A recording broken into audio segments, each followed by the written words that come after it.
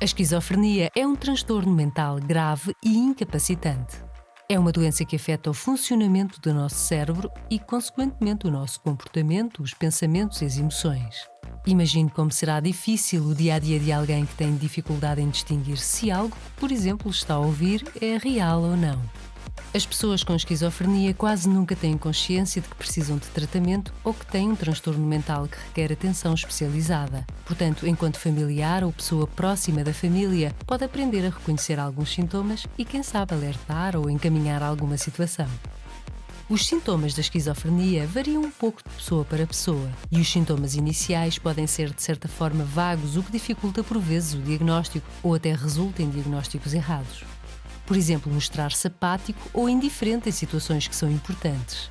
Descrever a sensação de que está constantemente a ser observado. Perda de memória, dificuldades em executar tarefas onde é necessária concentração, isolar-se das outras pessoas, ter menos cuidado com a higiene pessoal e aparência, estar constantemente irritado e demonstrar uma tristeza prolongada. Alguns dos sintomas mais comuns são as alucinações, ouvir ou ver coisas que na realidade não estão lá, não existem. Delírios, que são convicções, algo que para estas pessoas são certezas e não aceitam que lhes digam o contrário, mesmo quando lhes são apresentadas provas ou factos.